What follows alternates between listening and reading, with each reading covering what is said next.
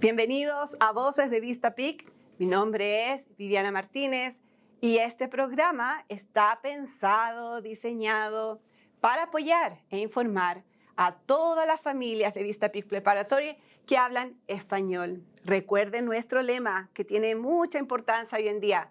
Cuando las familias participan, cuando las familias se involucran con los estudiantes, estos estudiantes prosperan.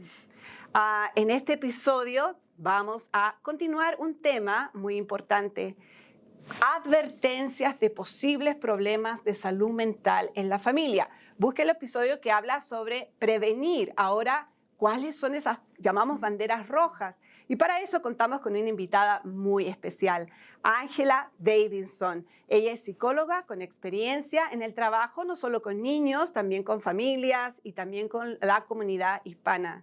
Y contigo comenzamos, tenemos esta primera pregunta. ¿Cuáles son esos comportamientos tan importantes que deberían indicar un problema en la salud mental en algún miembro de la familia? Bueno, primero muchas gracias por invitarme, estoy muy contenta de estar acá. Es muy importante tener en cuenta que los cambios de la noche a la mañana, cambios abruptos en el comportamiento de alguna persona que no tengan algún tipo de explicación por medio de una situación adversa o algún tipo de circunstancia, nos indican que algo no está yendo bien, que algo no está funcionando bien. Vamos a mirar de pronto síntomas un poquito más específicos como aislamiento repentino, no queremos pasar tiempo con personas que nos agrada mucho, con las cuales nos agrada mucho pasar tiempo. De pronto nos vamos a aislar, queremos estar solos o los niños quieren estar solos. Vemos alteraciones en cosas específicas con sus rutinas, alteraciones en el sueño, alteraciones en el apetito. Podemos ver de pronto cambios en el rendimiento escolar. Para los adultos sería en el trabajo o desmotivación. Niños que de pronto o adolescentes que de pronto eran muy buenos estudiantes o les interesaba por lo menos hacer las tareas, tener buenas calificaciones, de un momento a otro no les interesa. También pierden el interés en los hobbies, el interés en los deportes, conductas impulsivas o riesgosas, de pronto abuso de sustancias, señales físicas que nos muestran que de pronto algo más está pasando a nivel psicológico, que no sean explicadas por una enfermedad de tipo fisiológico. Dolores de estómago sin explicación, dolores de cabeza sin explicación y también ya síntomas un poquito más severos, como de pronto muchas conversaciones sobre querer quitarse la vida o no querer estar acá, o conductas de pronto autodestructivas. Nos has dado una larga lista de cosas que deberíamos tener en cuenta los padres, estar atentos a eso. Y en cuanto nombraste muchos comportamientos, y me encanta que lo hayas puesto así tan claro. ¿Qué pasa con las emociones? ¿Cuáles son esas emociones en las cuales nosotros deberíamos tener las antenitas listas para decir aquí está pasando algo? Sí, los comportamientos, de pronto la diferencia entre los comportamientos y las emociones es, obviamente estos comportamientos que acabo de mencionar son cosas que podemos ver. Las emociones algunas veces pueden ser un poquito más difíciles de detectar y se demoran de pronto un poquito más en darnos cuenta que algo está sucediendo, pero podemos ver irritabilidad de pronto no explicada por cosas como más importantes, más trascendentes en la vida de los niños. Irritabilidad, no la irritabilidad de que estoy cansado, acabo de llegar de la escuela y me estás haciendo 20 preguntas, entonces te voy a contestar de una manera de pronto irritable. Irritabilidad que perdura por mucho tiempo, tristeza que perdura por mucho tiempo sin explicación, la baja en la autoestima, comentarios de cosas relacionadas con ellos mismos que muestran que no se están sintiendo muy bien con ellos mismos, que sienten vacíos, que se sienten solos. También podemos ver de pronto que pierden el interés en actividades que les gustaban, entonces que ya no quieren hacer ciertas cosas, que no quieren salir. Entonces eso nos muestra como algo más a nivel emocional.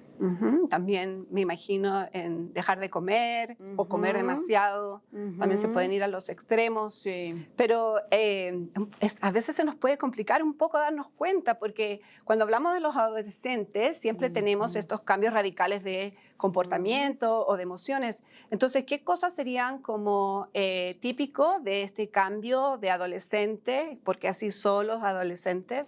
¿Y qué comportamientos, no comportamientos, pero cuáles ya no sería parte del proceso de adolescencia que tiene estos cambios tan rápidos de emociones y de comportamiento?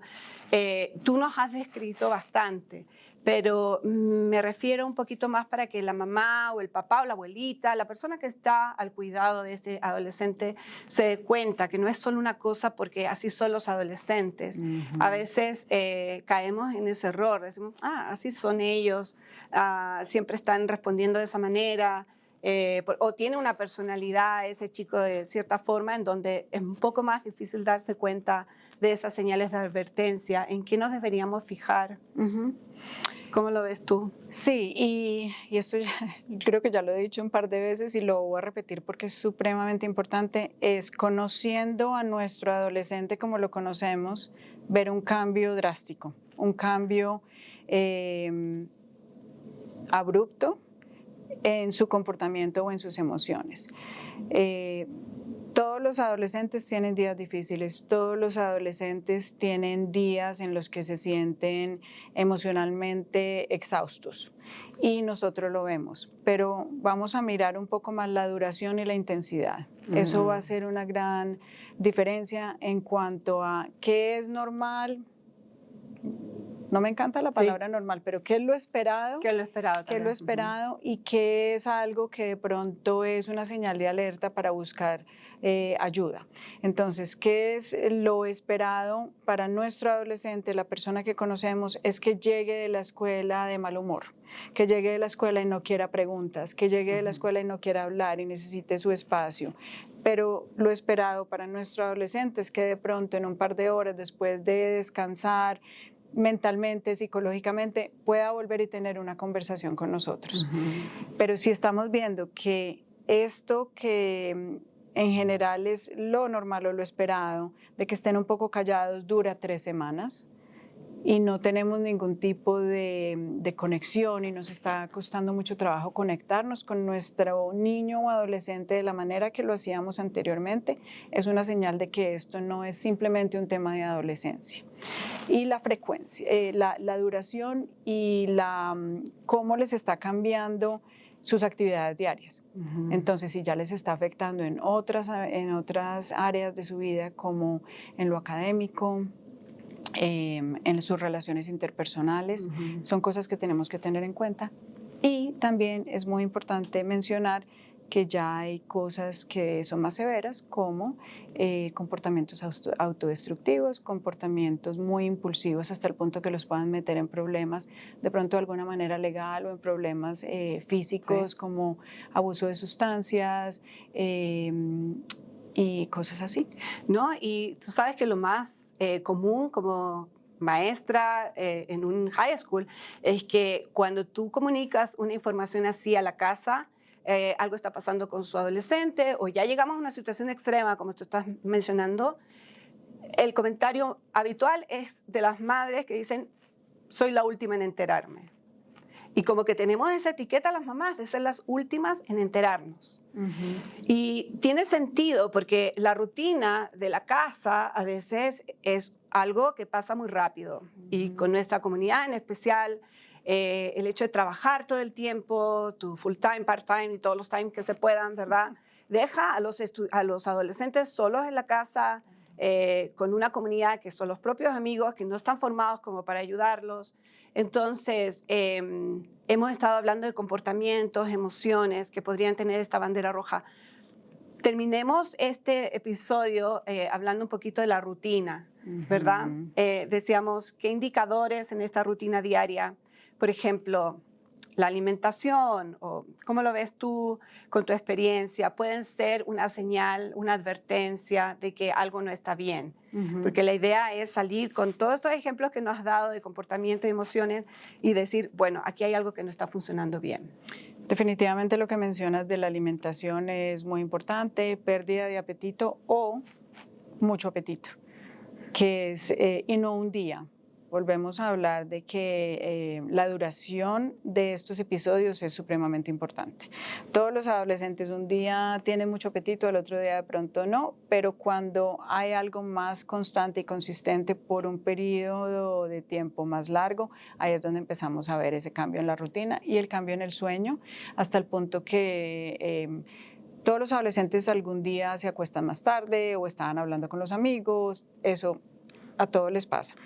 Pero si todas las noches vemos que tienen dificultad para dormir o que están durmiendo excesivamente hasta el punto que no quieran hacer sus actividades diarias, ahí esos dos cambios en la rutina son supremamente importantes y esos cambios también van a afectar su desempeño escolar, su desempeño académico, su desempeño si trabajan en el trabajo, van de pronto a empezar a tener problemas en el trabajo y en las actividades diarias. Entonces esos cambios en la rutina son supremamente importantes de tenerlos muy presentes.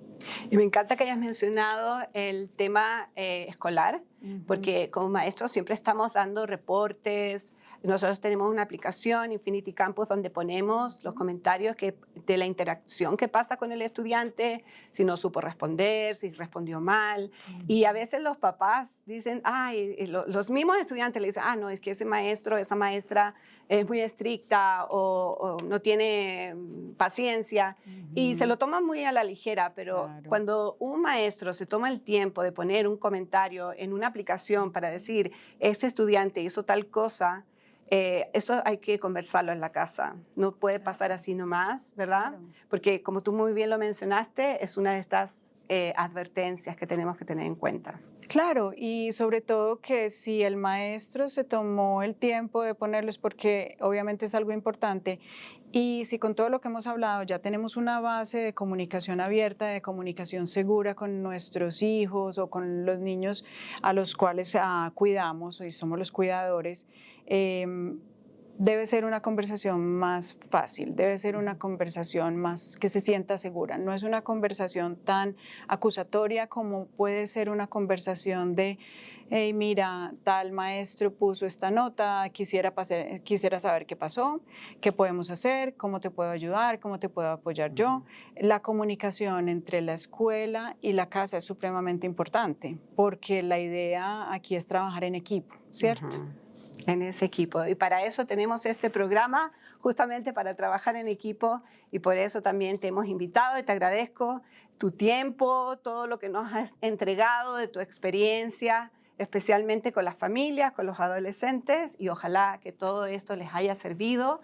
Aquí en el video vamos a poner enlaces para que si usted está en necesidad de recibir ayuda por algún tema de salud mental, se pueda comunicar y recibir esos recursos, que es lo más importante.